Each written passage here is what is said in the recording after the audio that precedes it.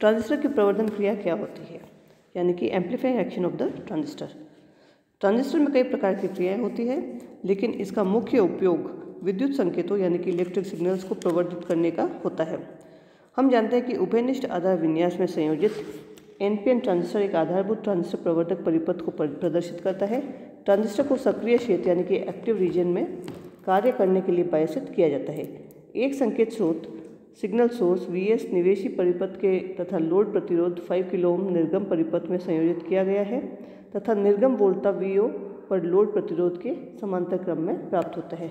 जब वोल्टा Ve पर संकेत Vs अध्यारोपित किया जाता है तो उत्सर्जक आधार वोल्टा Veb समय के सापेक्ष परिवर्तित होता है तथा परिणाम स्वरूप उत्सर्जक धारा IE भी समय के साथ परिवर्तित होता है। क्योंकि संग्राहक धारा उत्सर्जक धारा का फलन होता है अतः संग्राहक धारा में भी समान प्रकार की परिवर्तन होती है। इस परिवर्ती धारा में लोड प्रतिरोध से प्रवाहित होने के कारण लोड प्रतिरोध के सिरों के मध्य उत्पन्न परिवर्ती वोल्टा निर्गम वोल्टा के रूप में प्राप्त होता है। निर्गम वोल्टा संकेत Vo निवेशी वोल्टा संकेत Vs से बहुत अधिक प्राप्त होता है। उत्सर्जक आधार संधि अग्रबायसित होने के कारण यह संकेत स्रोत Vs को बहुत कम प्रतिरोध प्रदान करती है। उभयनिष्ठ आधार विन्यास में निवेशी प्रतिरोध Ri 20 ओम से 100 ओम तक होता है। संग्राहक आधार धारा पश्चवायसित होने के कारण उच्च प्रतिरोध प्रदान करती है। यह प्रतिरोध यानी कि निर्गम प्रतिरोध 100 किलो ओम से लेकर 1 मेगा ओम के पास में होता है। अब हम मानते हैं कि जो निवेशी संकेत वोल्टा अगर 10 मिलीवोल्ट है तथा निवेशी प्रतिरोध का औसत मान 20 ओम है तो इस स्थिति में उत्सर्जक धारा परिवर्तन का जो प्रभावी मान लगभग 0.5 मिली एम्पियर्स होगा। निर्गम वोल्टा Vo तथा निवेशी वोल्टा Vs का अनुपात प्रवर्तक की वोल्टा लाभ यानी कि वोल्टेज गेन कहलाता है। अतः वोल्टा लाभ हम कह सकते हैं AV = Vo/Vs। ये हो जाएगा इसका वोल्टेज गेन। अगर मान लो उदाहरण के लिए Vo 2.5 है और Vs 10 × 10⁻³ है तो ये 250 के करीब हो जाएगा। उभयनिष्ठ आधार विन्यास में वोल्टा प्रवर्धन वोल्टेज एम्प्लीफिकेशन 50 से 300 वोल्ट तक होता है, परंतु धारा प्रवर्धन IC/IE सदैव 1 से कम होता है, यानी कि अल्फा इज लेस देन 1।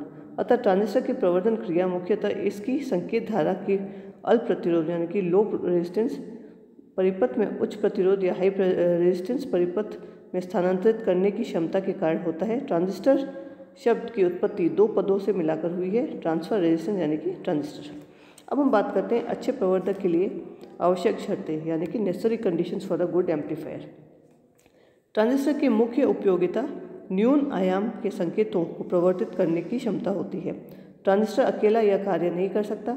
इस कार्य के लिए कुछ निष्क्रिय पैसिव अवयव प्रतिरोध एवं संधारित्र तथा एक बायसन बैटरी इसके साथ संयोजित की जाती है। इस प्रकार का एक परिपथ प्रवर्धक एम्पलीफायर कहलाता है। अतः प्रवर्धक एक ऐसा विद्युत परिपथ है जो निवेशित संकेतों को स्तर पर वृद्धि या प्रवर्धन के सक्षम है। प्रायः एकल चरण ट्रांजिस्टर प्रवर्धन परिपथ प्रवर्धन के लिए पर्याप्त नहीं होता है। इसके कारण हमें एक के बाद एक संयोजित प्रवर्धनों की श्रृंखला का उपयोग करना पड़ता है। प्रवर्धित किए जाने वाले संकेत को प्रथम चरण में निवेशित किया जाता है। प्रथम चरण द्वारा निर्गम संकेत द्वितीय चरण में जुड़े प्रवर्धक परिपथ के लिए निवेशी संकेत के रूप में कार्य करता है। द्वितीय चरण में निर्गम संकेत तृतीय चरण में निवेशित किया जाता है और इस प्रकार यह क्रम चलता जाता है।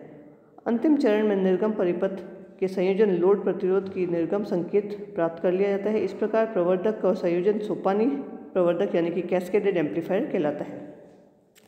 जैसे कि हमने इस चित्र में दर्शाया 2 चरण वाले सोपानी प्रवर्धक को दर्शाया है। प्रथम चरण के निवेशी टर्मिनल A1 B1 के मध्य एक संकेत वोल्टा स्रोत वोल्टेज सिग्नल सोर्स Vs जिसका आंतरिक प्रतिरोध इंटरनल रेजिस्टेंस Rs है तथा द्वितीय चरण में निर्गम टर्मिनल A3 B3 के मध्य लोड प्रतिरोध RL से जोड़ा गया है। सोपानी प्रवर्धक के उचित प्रकार के कार्य करने के लिए यह आवश्यक है कि प्रथम चरण द्वितीय चरण का कार्य प्रतिकूल प्रभाव नहीं डाले। प्राथमिक रूप से सोपानी प्रवर्धक की उचित दक्षता के लिए यह आवश्यक है कि संकेत वोल्टा Vs का अधिकांश भाग प्रथम चरण के लिए निवेश तक पहुँचे। यह तभी संभव है जब प्रथम चरण के निवेशी प्रतिरोध A1 B1 के मध्य स्रोत प्रतिरोध Rs की तुलना में उच्च हो। हम जानते हैं अध्याय 1 से कि स्रोत अच्छे वोल्टता स्रोत की तरह कार्य करेगा यदि लोड प्रतिरोध स्रोत प्रतिरोध की तुलना में काफ़ी अधिक हो। यहाँ प्रथम चरण का निवेशी प्रतिरोध स्रोत के लिए लोड प्रतिरोध की तरह कार्य करता रहेगा। द्वितीयक रूप में यह वांछनीय है कि प्रथम चरण की कार्यक्षमता A2 B2 टर्मिनल पर द्वितीय चरण के जोड़ने पर प्रभावित नहीं होना चाहिए। इसके लिए प्रथम चरण की निर्गम प्रतिरोध कम तथा द्वितीय चरण की निवेशी प्रतिरोध जो प्रथम चरण के लिए लोड प्रतिरोध के समांतर हो उच्च होना चाहिए। हम जानते हैं कि अल्प प्रतिरोध के समांतर क्रम में उच्च प्रतिरोध का संयोजन तुल्य रूप से स्वयं अल्प प्रतिरोध के बराबर होता है, अतः प्रथम चरण का कार्य प्रभावित नहीं होगा। प्रथम चरण के निर्गम संकेत द्वितीय चरण के लिए स्रोत संकेत के समान व्यवहार करेगा और द्वितीय चरण व निवेशी प्रतिरोध इस वोल्टा स्रोत के लिए लोड प्रतिरोध के समान कार्य करेगा। प्रथम चरण का निर्गम प्रतिरोध प्रथम चरण के निर्गम वोल्टा स्रोत के आंतरिक प्रतिरोध के रूप में कार्य करता है। स्रोत का आंतरिक प्रतिरोध लोड प्रतिरोध की तुलना में कम होना चाहिए। साथ ही द्वितीय प्रवर्धक चरण लोड प्रतिरोध RL माना लाउडस्पीकर को अधिकतम शक्ति संचरण के प्रमेय के अनुसार अधिकतम शक्ति स्थानांतरित करेगा, इसका निर्गम प्रतिरोध कम हो। अब हम बात करते हैं प्रवर्धक परिपथ में C विन्यास में प्रयुक्त करने वाले लाभ, advantages of wide use of common emitter configuration in amplifier circuits. इसके क्या क्या यूज़ है। निवेशी तथा निर्गम प्रतिरोध input and output resistance. CB विन्यास में ट्रांजिस्टर का निवेशी प्रतिरोध अत्यल्प 20 ओम तथा निर्गम प्रतिरोध अत्यधिक 1 मेगा ओम होता है। यह वांछनीय स्थिति के विपरीत है, इसलिए CB विन्यास को प्रवर्धक के रूप में प्रयुक्त नहीं किया जाता। तुलनात्मक रूप से C विन्यास प्रवर्धक रूप में अधिक उचित है क्योंकि इसका निवेशी प्रतिरोध लगभग 1 किलो ओम तथा निर्गम प्रतिरोध लगभग 10 किलो ओम होता है। यह गुण C विन्यास को विभिन्न ट्रांजिस्टर के चरणों के युग्मन यानी कि कपलिंग के लिए आदर्श बनाता है। प्रवर्धक चरणों में सोपानीकरण कैस्केडिंग की दृष्टि से CC विन्यास सर्वोत्तम होता है क्योंकि इसका निवेशी प्रतिरोध अत्यधिक यानी कि 1 मेगा ओम तथा निर्गम प्रतिरोध अत्यल्प लगभग 25 ओम होता है। जैसे कि हम जानते हैं कि कॉमन कलेक्टर कॉन्फ़िगरेशन प्रवर्धक की वोल्टा लाभ काफ़ी कम 21 से कम होता है, इसलिए CC प्रवर्धक के उपयोग में केवल उन परिपथों में किया जाता है जिसमें उच्च निवेशी प्रतिबाधा का मुख्य उपयोगिता हो। उच्च धारा लाभ यानी कि हाई करंट गेन। उभयनिष्ठ आधार विन्यास कॉमन बेस कॉन्फ़िगरेशन में धारा लाभ अल्फा की इकाई 0.95 और 1 के बीच में होती है, जबकि उभयनिष्ठ उत्सर्जक विन्यास कॉमन एमिटर में धारा लाभ बीटा अत्यधिक यानी कि 20 से 500 के बीच में होती है। तीसरा पॉइंट यह है कि उच्च वोल्टा तथा शक्ति लाभ यानी कि high voltage and power gain. उच्च धारा लाभ व निर्गम प्रतिरोध 10 किलो ओम होने के कारण कॉमन एमिटर विन्यास में वोल्टा तथा शक्ति लाभ अधिकतम होते हैं। यही ट्रांजिस्टर उभयनिष्ठ उत्सर्जक विन्यास को प्रवर्धक के रूप में प्रयुक्त किया जाता है। अब हम बात करते हैं कि लोड लाइन की अवधारणा तथा प्रचालन बिंदु यानी कि कंसेप्ट ऑफ लोड लाइन वो क्या होता है। जैसे कि इस चित्र में दर्शाया है, एक मूलभूत कॉमन एमिटर प्रवर्धक परिपथ प्रदर्शित किया है। यह प्रायोगिक परिपथ नहीं है। प्रायोगिक रूप में हम केवल एक बैटरी का उपयोग संग्राहक तथा उत्सर्जक दोनों संधियों के व्यासित करने हेतु करते हैं। इस परिपथ में NPN ट्रांजिस्टर को उत्सर्जक संधि की बैटरी VBB द्वारा अग्रव्यासित किया जाता है। श्रेणी प्रतिरोध RB का उपयोग आधार धारा को कुछ विशेष मानों तक सीमित करने के लिए रखा जाता है। बैटरी VCC सापेक्षतः उच्च वोल्टा की बैटरी होती है जो संग्राहक को पश्चदशिक प्रयासन करती है। संग्राहक परिपथ में जुड़ा प्रतिरोध RC लोड प्रतिरोध की तरह व्यवहार करता है। इसके संगत प्रवर्धित वोल्टा प्राप्त की जाती है।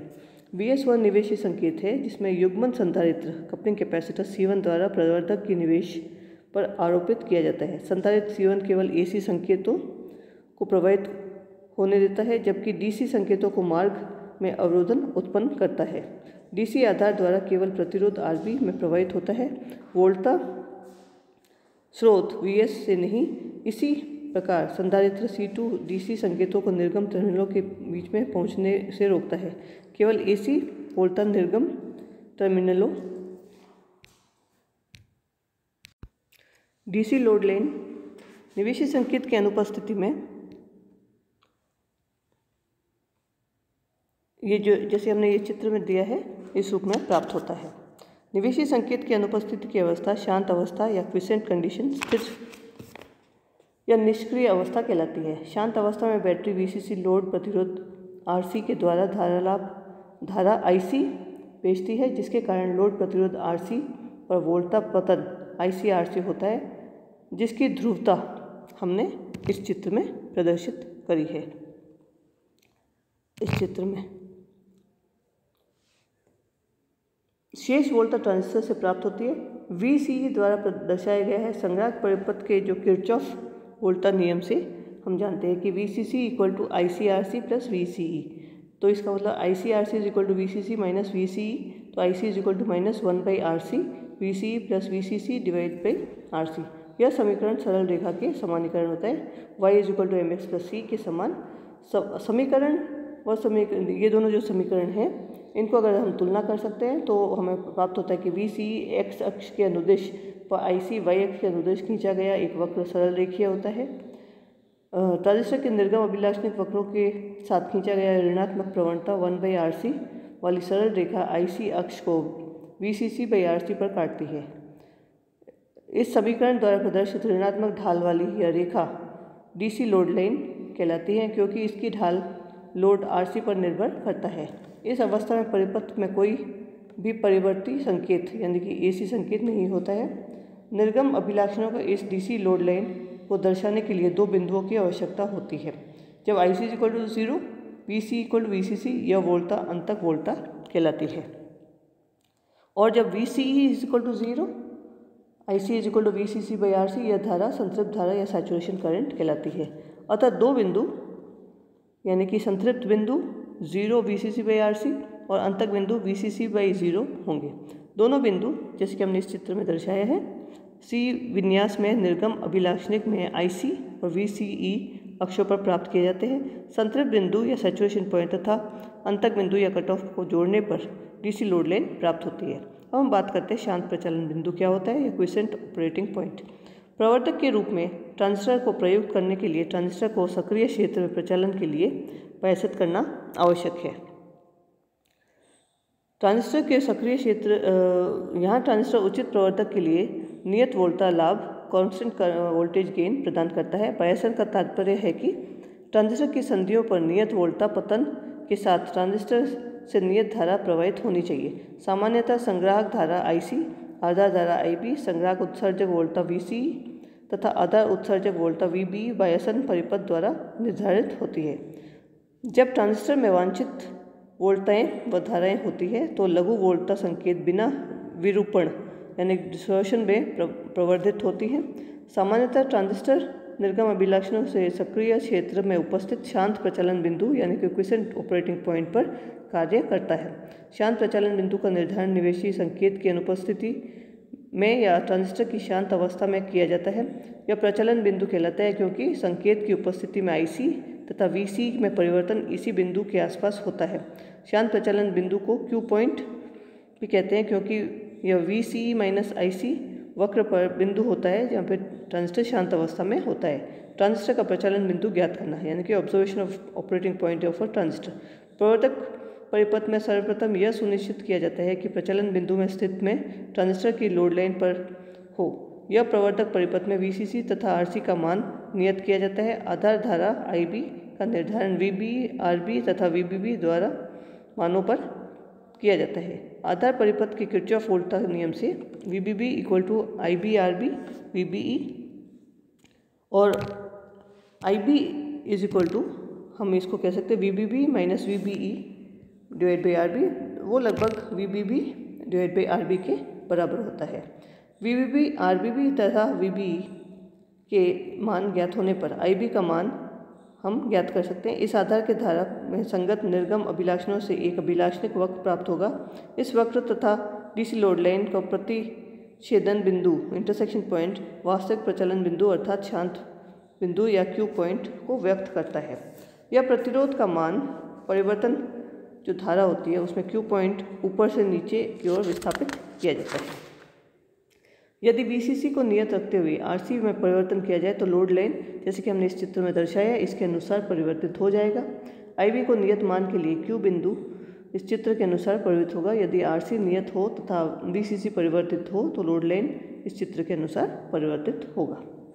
अब हम बात करते हैं analysis of transistor amplifier using DC load line या लोड लाइन की सहायता से ट्रांजिस्टर प्रवर्धक का विश्लेषण। ट्रांजिस्टर AC संकेतों को प्रवर्धन तभी करता है जब इसका DC प्रचलन बिंदु समुचित रूप से तय है। Q बिंदु प्राथमिकता से अभिलाषणिकों के सक्रिय क्षेत्र या एक्टिव रीजन के मध्य भाग में होना चाहिए। यह ट्रांजिस्टर के द्वारा संकेतों को उचित प्रवर्धन में अर्थात तरंग रूप के विरूपित करने पर सहायता होती है। शांत स्थिति में आधार धारा एक नियत DC मान होता है जिसका निर्धारण Q बिंदु से किया जाता है। यदि हम इस चित्र के अनुसार प्रवर्धक परिपथ में AC संकेत निवेश करें तो संकेत वोल्टता के परिवर्तन के साथ आधार वोल्टता व आधार धारा भी परिवर्तित हो जाती है।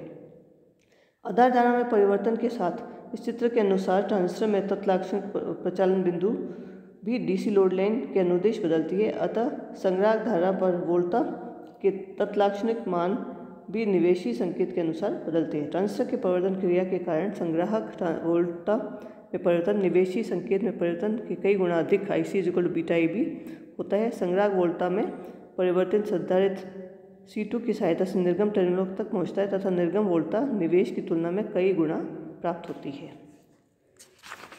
तो ये हमने बात करी आज amplifying action of a transistor. ये हमें लोड लाइन इस तरह से प्राप्त हुई है। धन्यवाद।